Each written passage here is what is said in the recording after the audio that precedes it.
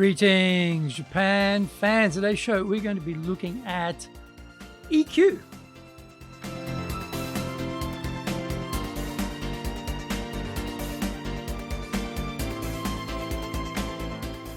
Maishu, arigatou gozaimasu, and welcome back to the 11th year of the Leadership Japan series. And I'm your host in Tokyo, Dr. Greg Story, Dale Carnegie Tokyo franchise owner, president of Dale Carnegie Tokyo Training, and three-time best-selling author of Japan Sales Mastery, which is Zaegyo in Japanese, Japan Business Mastery, and Japan Presentations Mastery. My new book, Stop Wasting Money on Training in Japanese, is Training de Okane o Muru ni suru no wa yamimashou.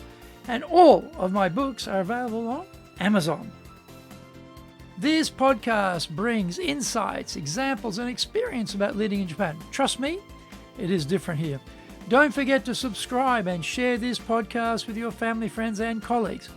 We are not being sponsored by Libsyn, but we value your privacy, which is why we have our podcast hosted by Libsyn. Unlike many other hosting organizations, Libsyn have a strict policy that does not allow access to your private information by anyone. Here is our daily podcast lineup on Apple Podcasts. Mondays, the Cutting Edge Japan Business Show podcast. Tuesday, the Presentations Japan series. And every second Tuesday, the Business Tatsujin no Oishia Show. Wednesdays, the Sales Japan series. Thursdays, the Leadership Japan series. And every second Thursday, the Business Pro Podcasto Show. Fridays, the Japan Business Mastery Show podcast. Saturdays, Japan's top business interviews. Before we get going, today's handy Japanese phrase is atta. I found them. Maybe you're looking for some documents, some files, and you find them. Finally find them. Atta! Atta! I've got them. Atta! I found them. Atta! Now this is episode number 528. Today we're talking about, can the EQ boss get results when leading? Contrast was striking. I went from one boss who was super demanding, scary even, to a very easygoing leader. I thought, well, this is good. Well, at least for a while. When I realized that he would agree with whoever was last in his office, I realized there was no core here. He was being nice to all, and that meant he wasn't taking any hard decisions, potentially upsetting some people. You would convince him on some course of action, and then a colleague would waltz into his office, and then the next thing you know, the positions have been reversed. What was going on here, I wondered? Was the first leader an emotional quotient EQ leader? Certainly not. He was a despot, and he ruled with an iron rod. You always knew where you stood with him, and if he agreed to something, then he would stick with that decision. He was scary, but predictable. The second leader was definitely the EQ type. Very caring, very sensitive to people's feelings, considerate. He was unpredictable. He was so easily swayed by trying to keep everyone happy. Who was the bigger nightmare boss? I would say the EQ leader, because it was harder to get stuff done. Does the EQ leader have to be such a soft touch though? Was he just an extreme case? I would say so, and there has to be a balance. The EQ leader doesn't have to please everyone, but certainly has to be sensitive to people's feelings and aspirations. There has to be a solid core though, so that once a decision is taken, the organization can get to work and not have to reverse course because the boss has suddenly been convinced to go the opposite direction. We think of most leaders we have worked for, and they probably tended to be despots more than EQ types. The generation of leaders after the Second World War were ex-military veterans back from the front, and were applying a top-down, highly directional model very suitable for military life and death struggles. As we have moved forward, people started to realize the limitation of this model and wanted more from a leader. Today we have a younger generation coming into the workplace who just will not put up with despots. Okay, there are certain industries where despots can still reign. The numbers and the salary bands are astronomical, so people in that industry put up with bad boss behavior because the payout is so huge. There are not many industries like this though. In Japan's case, there are many more jobs available than those looking, so job mobility is high and easy. So why put up with anyone you don't like? That means the EQ boss is more in demand now because they have to be able to navigate the requirements of the team and keep people happy. The danger here, though, is can we get anything done if we are pandering to the egos and demands of relatively young people who are lacking in work years, wisdom, and experience? Find out more when we come back from the break. Today's show is brought to you by our public courses, but we also are doing custom in-house programs. We do these in both Japanese and English.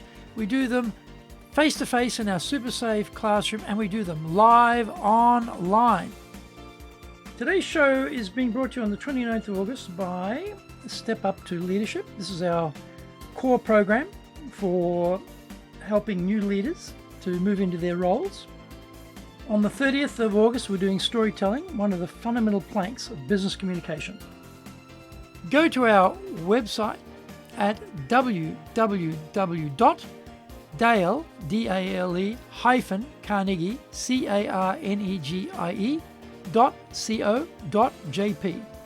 Get my best-selling books, Japan Sales Mastery, which in Japanese is Zaegyo. This is the Bible for selling in Japan. Japan Business Mastery, Japan Presentations Mastery, plus Stop Wasting Money on Training, which in Japanese is Training de Okane o Muru ni Sunu wa Yamimashou, and all are available on Amazon. If you like learning by watching videos, we have nearly 2,000 there for you at Tokyo, Japan, Dale Carnegie TV on YouTube. We release 3 TV shows every week on YouTube. The Cutting Edge Japan Business Show, that's the premier business show on Japan every Monday, Tokyo time. Fridays, we have the Japan Business Mastery Show, and on Saturdays, we release Japan's top business interviews, where I interview leaders from small, medium enterprises all the way up to the corporate captains of industry on one topic, leading in Japan. Every second Thursday, we release the Business Pro Television Show. You can email me at greg.story@dalecarnegie.com. Welcome back. How do we get results and not have to become a despot to achieve that aim? The key is a different approach to leading. How do we find out the aspirations of the team members and get them to align those desires with the direction the company needs to move? One of the first lessons of leadership we face is that the people we lead are not the same as we are.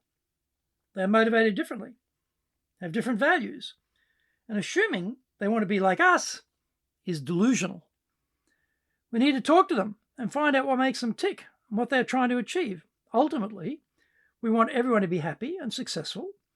For that to happen, the firm must prosper.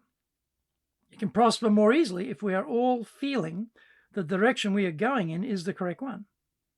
Once we get the boss going one direction and the team the other, then trouble is right around the corner. Work is not a democracy, though, and sometimes the boss has to do things which are unpopular. Coming back to the office is the biggie at the moment. Many bosses want this, but many staff don't. So how to resolve this issue? Some companies just say, come in or quit, and make it a very easy choice. The economic conditions will impact how effective that threat is. As we rumble forward, coming out of COVID, a lot of industries are struggling with too many staff. So, firings are happening, which somewhat deflates the idea of refusing to work back in the office and quitting instead. Generally speaking, the EQ boss knows their people well because they recognize this is an important part of their job as the boss.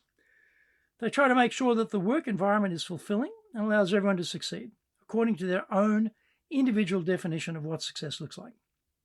In Japan, many staff have aging parents, so success may look like having the flexibility to take a parent to the hospital during work hours.